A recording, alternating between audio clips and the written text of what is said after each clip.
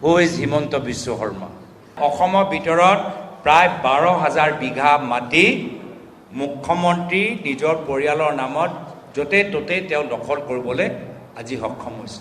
সৰ্বকালৰ মিছলীয়া মুখ্যমন্ত্ৰী যিজনে অসমৰ ৰাইজক সপোন দেখালে যে শিক্ষা আৰু স্বাস্থ্যৰ ক্ষেত্ৰত অসমখন উন্নয়নৰ পথত আগুৱাই লৈ যাব, সেইজনে আজি গাঁৱৰ ভিতৰত চৰকাৰী স্কুল বন্ধ কৰি মদৰ দোকান খুলিবলৈ আৰম্ভ কৰিছে। সময় হ'ল পৰিৱৰ্তনৰ, আৰু তেতিয়াবা পৰিৱৰ্তন যদি আমি আনিবলৈ বিচাৰোঁ তেতিয়াহে গৈ আমাৰ মাটি সুৰক্ষিত হৈ থাকিব, আমাৰ জাতি সুৰক্ষিত হৈ থাকিব, আৰু আমাৰ অসমৰ ৰাজনীতিক যি আদৰ্শবোৰ সেই আদৰ্শবোৰ সুৰক্ষিত হৈ থাকিব।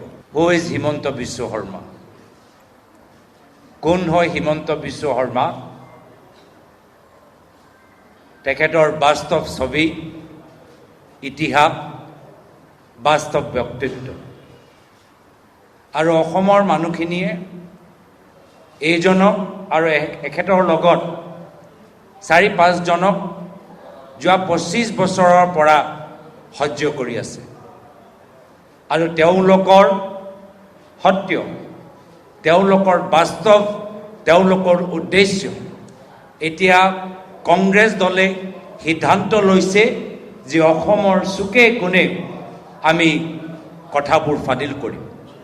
আৰু সেইকাৰণে আজি এই ভিডিঅ' পিছত এটা বিশেষ পেম্ফলেট আমাৰ কংগ্ৰেছ দলৰ পৰা এটা বিশেষ পেম্ফলেট আজি আমি আনুষ্ঠানিকভাৱে এই সংবাদমেল যোগেদি আমি প্ৰস্তুত কৰিছোঁ।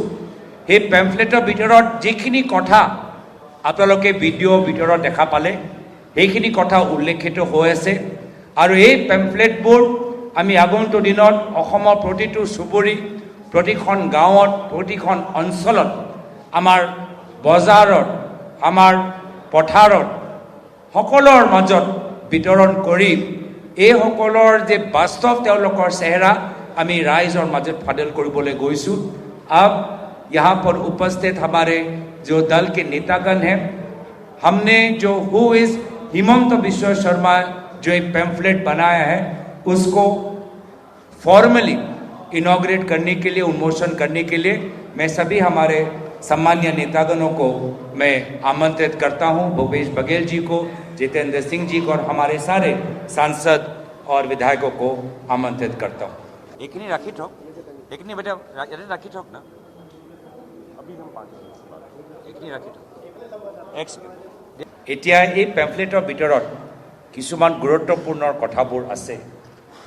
ইয়াত আমাৰ তথ্যবোৰ আছে, যিখিনি তথ্য ইতিমধ্যে আমি ভিডিঅ' ভিতৰত দেখালোঁ যে কেনেদৰে তেখেতৰ দিনত অসমৰ ৰাজনীতিত অভদ্ৰতা আৰু অহংকাৰী এটা ভাৱ সোমাই আহিছে, কেনেদৰে পাৰিবাৰিক ব্যৱসায় আৰু ভূমি দখলৰ এই কামখিনি আগবাঢ়ি গৈছে, কেনেদৰে আটাইতকৈ দুৰ্নীতিগ্ৰস্ত মুখ্যমন্ত্ৰী হিচাপে আজি সমগ্ৰ ভাৰতৰ ভিতৰত চৰ্চিত, জাতি জনগোষ্ঠীক প্ৰতাৰণা, বিশ্বাসঘাতকতাই যাৰ ৰাজনীতি আপোনালোকে ভিডিঅ' দেখিলে যে কেনেদৰে প্ৰায়তঃ হিতেশ্বৰ শইকীয়া দেৱ, প্ৰায়তঃ তৰুণ গগৈ দেৱ আৰু প্ৰাক্তন মুখ্যমন্ত্ৰী সৰ্বানন্দ সোণোৱাল ডাঙৰীয়াক কেনেদৰে তেওঁ ৰাজনৈতিকভাৱে বিশ্বাসঘাতকতা কৰি আহিছে।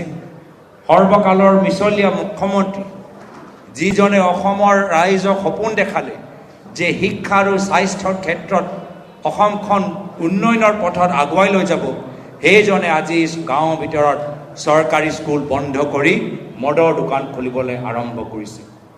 অসমৰ আজি আমাৰ হাইকোৰ্ট সকলোকে অপমান আৰু তেওঁলোকে যি ধৰণৰ অপশাসন আৰু ভুৱা হিন্দুবাদী নেতা হিচাপে নিজকে প্ৰমাণ কৰিবলৈ বিচাৰিছে, গোটেইখিনি কথা আজি ইয়াত উল্লেখিত আছে। এই ক্ষেত্ৰত মই দুটা আৰু ফিচাৰ মুকলি কৰিবলৈ বিচাৰিছোঁ।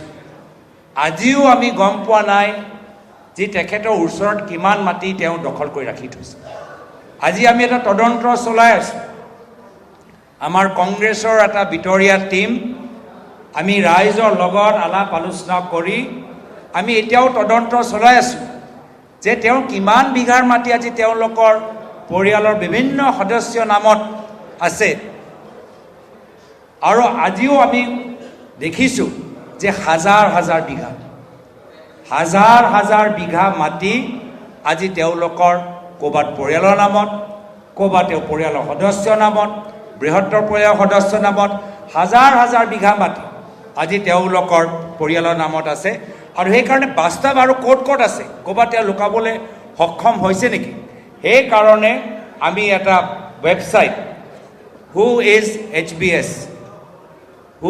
HBS এটা ৱেবছাইট আমি মুকলি কৰি দিছোঁ। লগতে এটা QR কোড আমি ইয়াত দেখাই দিছোঁ। যদি আপোনালোকে এই QR কোডটো স্কেন কৰে অট'মেটিকলি সেই ৱেবছাইটত আপোনালোকে যাব পাৰে। ইয়াত আমি সুবিধাটো কৰিছোঁ নেকি ৱেবছাইটৰ? নাই কৰা। যিয়ে নহওক আপোনালোকে যদি QR কোড এইটো স্কেন কৰে হু ইজ HBS তাত যাব পাৰে। আৰু তাত আমি অসমৰ জনসাধাৰণক আমি আহ্বান জনাইছোঁ কি যদি আপোনালোকৰ ওচৰত কিছু তথ্য আছে, কিছু ফটো আছে, কিছু আপোনালোকৰ অভিযোগ আছে, whoishbs.com ৱেবছাইটত গোটেইখিনি তথ্যবোৰ জমা কৰক। আমি তাতে তাৰ পৰা তথ্যবোৰ লৈ যি অঞ্চলত আপোনালোকে আমাক অভিযোগ দিছে তাত আমি নিজে গৈ আমি তাত আমি চাম। আমি নিজে গৈ আমি ৰাইজৰ হৈ আমি তদন্ত কৰিম আৰু ৰাইজৰ সন্মুখত গোটেইখিনি কথাবোৰ আমি ফাদিল কৰিম। লগতে আমাৰ এটা মিছ কল নম্বৰো দিছোঁ 9133400200। যদি আপোনালোকে কিবা কাৰণত ৱেবছাইটটো যদি আপোনালোকে এক্সেছ কৰিব নোৱাৰে তেতিয়া আমাক এটা মিছ কল দিলে তেতিয়া আপোনালোকে গোটেইখিনি আপোনাক কলৰ যোগেদিও আমাক তথ্যবোৰ যোগাৰ আমাক কৰিব পাৰিব। তো এই ধৰণৰ কথাবোৰ আজি ৰাইজক আজি তেওঁলোকে পেটে কথাখিনি পাতি আছে, কিন্তু এতিয়া কথাবোৰ আমি ভিতৰত ৰাখিব পৰা নাই। এতিয়া আমি কথাখিনি আমি ৰাইজৰ মাজত লৈ যাবলৈ বিচাৰোঁ। আৰু সেইকাৰণে আমি কৈছোঁ যে সময় হ'ল পৰিৱৰ্তনৰ আৰু তেতিয়া আমাৰ পৰিৱৰ্তন যদি আমি আনিবলৈ বিচাৰোঁ তেতিয়াহে গৈ আমাৰ মাটি সুৰক্ষিত হৈ থাকিব আৰু আমাৰ অসমৰ ৰাজনীতিক যি আদৰ্শবোৰ সেই আদৰ্শবোৰ সুৰক্ষিত হৈ থাকিব। এতিয়া আমাৰ ওচৰত যিমান তথ্য আছে প্ৰায় 12,000 বিঘা, প্ৰায় অসমৰ ভিতৰত প্ৰায় 12,000 বিঘা মাটি মুখ্যমন্ত্ৰী নিজৰ পৰিয়ালৰ নামত য'তে ত'তে তেওঁ দখল কৰিবলৈ আজি সক্ষম হৈছে। কম নহয়, 12,000 বিঘা মাটি কেনেদৰে ক'ত নিয়মখিনি উলংঘ কৰি, ক'ত নিয়মখিনি তেওঁলোকে কৃষিভূমি উদ্যোগ ভূমিলৈ লৈ গ'ল, ক'ত তেওঁলোকে গোটেইখিনি চেঞ্জ কৰিলে, গোটেইখিনি কথা আগন্তুক দিনত আমি ফাদিল কৰিম। বাৰম্বাৰ এই বিশ্বাসঘাতকতা কৰা ব্যক্তিক আজি অসমৰ ৰাইজে আৰু নিবিচাৰে। আৰু সেইকাৰণে আজি এই কথাবোৰ আপোনালোকৰ মাজত আমি জনাবলৈ আহ্বান জনাইছোঁ। কাইলৈৰ পৰা আপোনালোকে দেখা পাব যে কেনেদৰে এই পেম্ফলেটৰ লৈ, ৱেবছাইটৰ লৈ, গীতৰ যোগেদি, আমাৰ ভ্ৰমণ যোগেদি ৰাইজৰ মাজত এটা ব্যাপক চৰ্চা হ'বগৈ।